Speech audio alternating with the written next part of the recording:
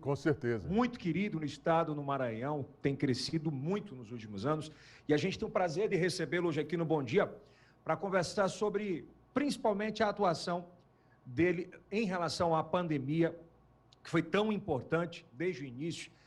São ações dele importantes que representaram no Brasil inteiro, por exemplo, como a proibição do corte de energia às sextas, acho que também durante o final de semana, entre outras situações importantes para o povo brasileiro, claro, para o povo do Piauí e do Maranhão.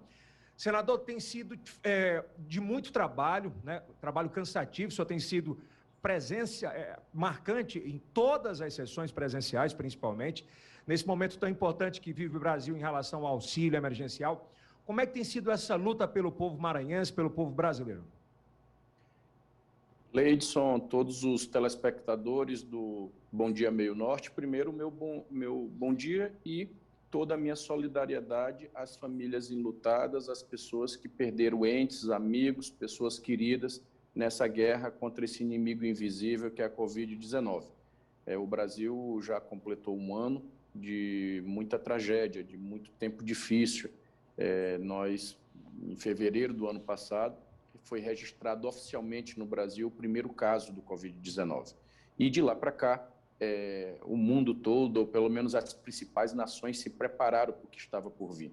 E hoje nós estamos nesse momento difícil, repito, e que a gente tem um número de desempregados enorme no Brasil e no Nordeste, um número de pessoas que têm o seu negócio aí vendo tudo indo por água abaixo, fechando as suas portas, os empreendedores, as pessoas sendo jogadas para o mundo da informalidade, para a busca da sobrevivência e, infelizmente, Leidson, a fome, o fantasma da fome, ele volta a assolar todo o povo brasileiro.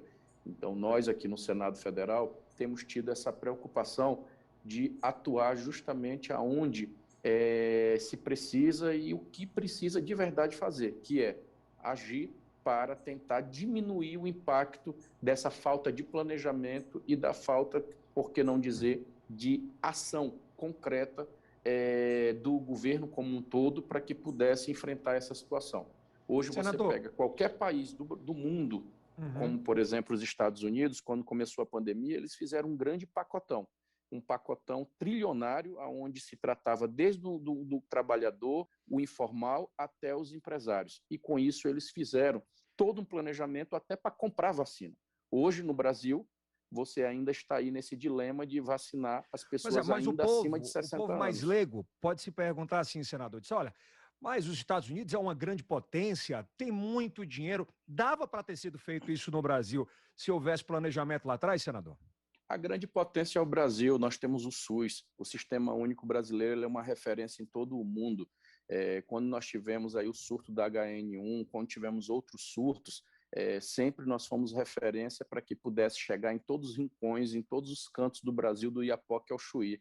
O Brasil ele tem uma capacidade enorme de fazer ao mesmo tempo a política pública que é a mais universal que tem, que é a nossa saúde. Então, se tivesse a vacina, por dia nós estaríamos vacinando milhões de brasileiros. E por que não tem a vacina? Porque não se teve governo, não se teve planejamento, se teve muita brincadeira, se teve falta de respeito com as pessoas e com a vida. Você pega, Leidson, como é que chega numa altura dessa do campeonato, a gente ainda está discutindo se a China é ou não é uma boa parceira para o Brasil. É inacreditável, o ministro da Economia ontem abrir a boca para fazer aquela declaração. Nós aqui estamos todo mundo fazendo um esforço enorme. Eu faço parte também da Comissão de Relações Exteriores. Nós fazendo um esforço enorme para ter relação com a Embaixada da China, com outros países que têm capacidade não só de fazer negócio com o Brasil, de gerar riqueza para o Brasil, mas também de nos ajudar nesse momento difícil. Aí o ministro da Economia, que tinha que ser o principal diplomata do Brasil, para abrir a porta justamente para trazermos investimento, porque sem investimento nós não vamos ter emprego, sem ter gente aqui dentro gastando, não vai ter condição de gerar riqueza para esse país, e aí o próprio ministro vem atacar um país como a China, altamente estratégica para o Brasil, e realmente nós estamos assim. Ontem o presidente da Frente Parlamentar Brasil-China, um deputado federal, disse: nós estamos vivendo um hospício, né? Não dá para acreditar que, numa altura dessa do campeonato, brasileiros morrendo, são quase 400 mil mortos, nós temos um monte de desempregados, nós temos um monte de gente fechando as portas, e o governo ainda leva de brincadeira a política externa brasileira. Nós não temos condição de viver simplesmente numa ilha. Nós precisamos ter relação lá fora. E como é que vai criar essa relação lá fora? Você apontando o dedo e acusando um outro país de ser responsável ou não por vírus. E lembrando que 95% da vacinação brasileira são com insumos, né, chineses. Claro, e no mundo é isso. Não adianta, é uma realidade. Não é à toa que ela hoje é a maior potência econômica do mundo.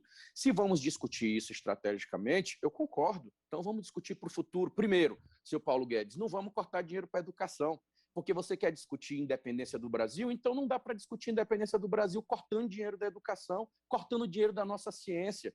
Nós temos aí a base de Alcântara, que é do lado aí no Maranhão. A base de Alcântara ela poderia ser uma grande potência estratégica para não só para os negócios aeroespacial do Brasil, mas para o mundo, para nós sermos os vendedores de bons serviços e de tecnologia. Nós poderíamos estar investindo nesse capital maravilhoso chamado brasileiro. Nós, pessoas, os brasileiros, eles são de um potencial enorme. Agora, qual é a oportunidade que está sendo dada a ele? Qual é o investimento, qual é o emprego, qual é a condição para esse brasileiro concreto que está sendo gerado? Olha, nós estamos vivendo em momentos assim muito difíceis. Aqui no Senado eu tenho tido assim essa serenidade, né? Nós temos tido calma para não sair também, como fala aí no Nordeste, de sair chutando a lata, porque a vontade é essa. Mas não dá para fazer isso. O povo brasileiro, nesse momento, vive a expectativa da vacina. É claro, né? Muitas cidades do Brasil sequer têm a segunda dose. E esse período de imunização ele pode estar sendo completamente comprometido pela não execução. Em contrapartida, a gente tem os governadores do Nordeste, né, nesse pacto pela vida, na luta pela Sputnik, que 62 países já utilizam. Aí eu pergunto ao senhor, qual é o sentimento no Senado dessa decisão da Anvisa? O que se fazer ainda pelo povo brasileiro em relação a isso? Olha, nós estamos tendo bastante responsabilidade, como eu falei. A Anvisa, até o que nos prove ao contrário, é um órgão sério, de cientistas, de pessoas que sabem o que estão fazendo.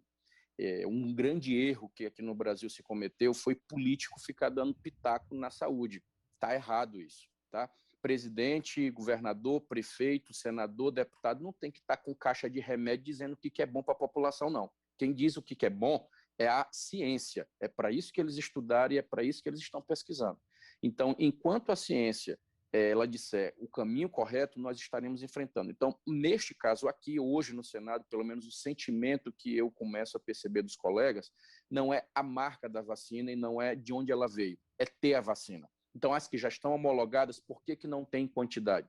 A CPI da Covid foi instalada ontem. Ela vai estar discutindo justamente isso. Há denúncias concretas que chegaram ao Senado de que o Brasil no mínimo, recusou 6 vezes ofertas de milhões de vacinas, que numa altura dessa do campeonato a gente já estaria com 6 vezes. E nós estaríamos com o problema resolvido. Senador, desculpa, e esse discurso do governo federal em falar, se tiver vacina a gente compra, é porque não tem vacina no mercado, o Brasil é o que mais vacina depois das grandes potências. Esse discurso cola hoje ainda no Brasil? Não, ele não cola mais justamente por isso, pela falta de planejamento. Na hora, como o Brasil consome muito, é óbvio que o mercado, e isso também tem a ver com o mundo capitalista, e não estamos aqui para discutir, né, quem vai ganhar seu dinheiro, quem vai perder, mas a questão é, os grandes laboratórios ofereceram ao Brasil pelo menos 6 vezes, porque sabia que aqui era um público grande, então, ou seja, era um negócio bom para eles. E seria bom para o Brasil, porque a gente teria acesso.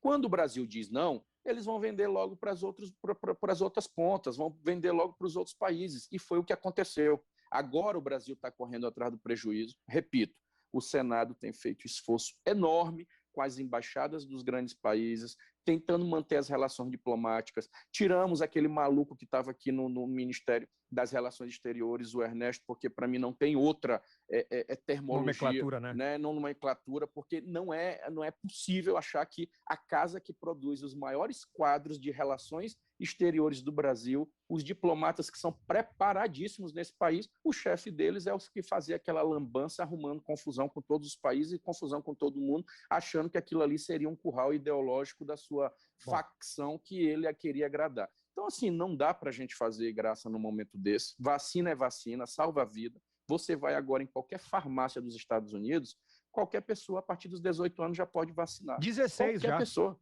16 já. Então, assim, qual é a explicação que nós sempre tivemos?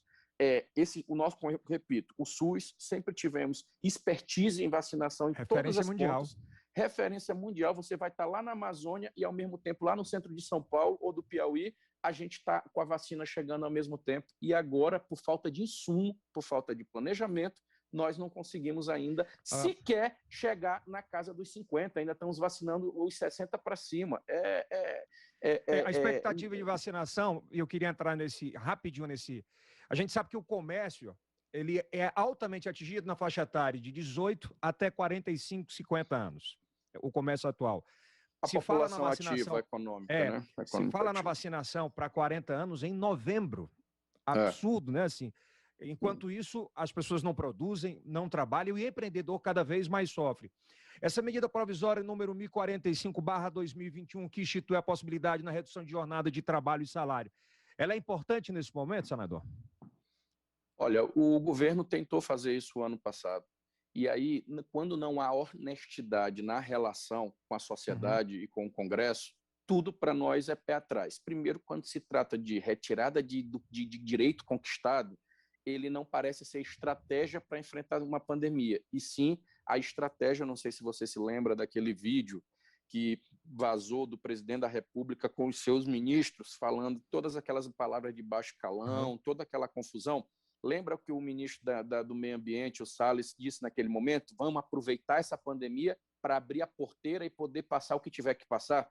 Então, parece muito com aquela posição dele na estratégia hoje do Paulo Guedes, dizer, olha, sempre foi uma vontade do grande mercado, dos mais neoliberais, de dizer, vamos acabar com os direitos trabalhistas, vamos acabar com a estabilidade dos servidores e vamos fazer o Brasil um mercado mais aberto. Então, assim, essa visão deles é uma visão extremamente equivocada. Primeiro, porque é um erro você querer criminalizar o serviço público achando que ele é o problema do país.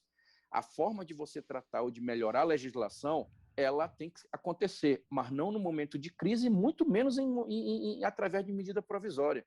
Isso é um rito que tem que acontecer nas comissões que existem nas duas casas, por isso que há esse sistema bipartite nosso, a Câmara e o Senado, porque um revisa a ação do outro e com isso você aperfeiçoa. Você não pode pegar uma Constituição ou uma legislação como os direitos, como a legislação trabalhista, e simplesmente rasgar ela numa medida provisória e dizer, olha, a partir de agora o servidor não tem mais estabilidade, a partir de agora você pode diminuir a jornada, a partir de agora você pode diminuir salário. Como é que nós vamos enfrentar essa crise se não tiver salário, se não tiver dinheiro rodando lá na ponta? O que é mais justo, o que é mais digno, o que é que distribui de forma mais equilibrada riqueza nesse país? É o lucro do Bradesco? É o lucro das grandes empresas do Brasil? Não. O que é mais justo é o da ponta, é os que têm o seu saláriozinho, que quando recebe o dinheiro, ele vai lá na casa dele, vai no comércio, ele vai na loja de roupa, ele vai na loja de calçado, ele vai no colégio, ele circula aquele dinheiro na sua comunidade e na sua cidade. Então, é esse dinheiro que tem que ser valorizado. Aí você pega os 30 maiores ricos do Brasil, triplicar a sua fortuna agora no momento da crise. E o pobre aí você pega os mais pobres, aumentaram. 54% hoje já chegam nessa linha extrema que já começam a se deparar com aquele fantasma que nós, na nossa juventude, achávamos que já estava vencido, chamado fome. Né? E aí volta de novo a fome no Brasil. Então, assim, será se essas medidas elas são boas? Eu lhe respondo, eu acho que não é. Irei olhar ela com detalhes, irei apresentar as emendas necessárias e lutar para que nenhum direito de trabalhador seja retirado num momento difícil desse. Senador, para a gente fechar aqui, algumas participações, entre elas, mandando um agradecimento pelo asfaltamento da região ribeirinha do município de Timon. Todos os timonenses estão agradecidos, né? Foi recurso povoado Piranhas, Tamanduá, Laranjeira e Mata Posto. Era um sonho dos moradores. Mata Pasto. Nós visitamos recentemente essa obra. Era um sonho, como você falou, e agora, no mês de junho, eu devo estar retornando à cidade de Timon para visitar não só o asfalto dessa região, que é muito importante, que está ligando ponta a ponta, como também o asfalto na cidade. né? Nós temos vários e vários bairros, vários e vários quilômetros, mais de 14 milhões de reais que estamos aplicando através de emenda parlamentar no município de Timon para ajudar a cidade nesse momento difícil. Bom, a prefeita Dinaí Veloso é uma prefeita que tem diálogo total conosco, né? Com a professora, a mulher, então assim, ela consegue ter essa relação e esse acesso direto aqui em Brasília para que a gente possa continuar ajudando a cidade. O senhor falou em sonho aí para fechar. O senador Everton sonha em fazer mais pelo Maranhão como candidato, por exemplo, ao governo do Maranhão. Tem se construído uma base forte, né? Larga nessa pirâmide para essa construção dessa candidatura. O senhor está disposto a trabalhar ainda mais pelo Maranhão? Olha, essa pergunta ela sempre nos vem e eu tenho falado de forma bastante aberta e honesta. É óbvio que o nosso nome é sempre lembrado e eu agradeço ao povo maranhense e todos que nos deram esse carinho. Não é à toa que me fizeram o político mais votado de toda a história do Maranhão, com quase 2 milhões de votos. E isso nos dá a responsabilidade de estar sempre preparado para tarefas. Eu digo que projeto majoritário, ele não é um projeto pessoal, ele é um projeto coletivo. Então, à medida que um colégio de partidos, prefeitos, deputados estaduais, federais e a sua excelência, o povo, define que ela quer A, B ou C como seu representante, você tem que estar sempre à disposição para ajudar e para fazer a sua parte. Então, eu não vim para cá, para o Senado, para me acomodar. Com 41 anos, um dos senadores mais novos do Brasil, eu tenho essa responsabilidade de dizer, caso eu seja escolhido pelo meu grupo político, caso nós consigamos participar dessas prévias, que eu vou dizer assim, até novembro, o governador Flávio Dino vai sentar novamente conosco e vamos sentar de forma bastante aberta e democrática e escolher o nome. Caso o meu nome seja escolhido, eu sem dúvida estarei pronto para atender essa missão e irei cumprir essa tarefa com o mesmo vigor, com a mesma dedicação que eu tenho me dedicado, não só ao mandato de deputado federal que eu cumpri, como agora no mandato de senador da República. Senador, seja sempre bem-vindo aqui ao Bom Dia. Parabéns pelo trabalho, pela luta pelo Maranhão, pelo Piauí também. A gente sabe do carinho que o senhor tem pelo Estado. E, por favor, fique à vontade. Eu queria só fazer um apelo e um pedido aos prefeitos do Piauí, do Maranhão e de todos os estados que estão acompanhando neste momento a programação da Meio Norte. Agora, nessa semana, tivemos uma audiência com o ministro da Cidadania, o deputado Roma, junto com o deputado Kleber Verde e o deputado Gil Cutrim, tratando sobre a questão dos consumidores de baixa renda, da tarifa social, os que têm acesso à tarifa social que baixa a conta de energia das pessoas de baixa renda. O que é considerado consumidor de baixa renda? Os que ganham até R$500 por pessoa numa família. Então, tem muitas famílias que são consideradas de baixa renda, só que lá no NIS, através do CRAS, que é feito esse cadastro, no NIS desse cidadão, tem que informar o número da sua conta de energia. E muitos não informam. Com isso, as pessoas elas deixam de ter até 65% de desconto na sua conta de energia. Então, é importante que essas pessoas saibam que existe esse programa. Até junho desse ano, 30 de junho, está suspenso o corte de energia para quem faz parte da tarifa social. E lembre-se que é lei no Brasil hoje, lei de autoria do senador Everton, foi minha luta aqui no Congresso, aprovar essa lei que proíbe o corte de energia para todos, para o comerciante, para a dona de casa, para todos, o corte de energia dia de sexta-feira, véspera de final de semana e véspera de feriado. Com isso, dando tempo para o cidadão trabalhar. Uma vitória do povo. Perfeito. Obrigado mais uma vez. Seja sempre bem-vindo, senador. Forte abraço ao Maranhão. Um grande abraço. Um grande abraço. Está aí. Senador duro, viu, Kilson Johnny?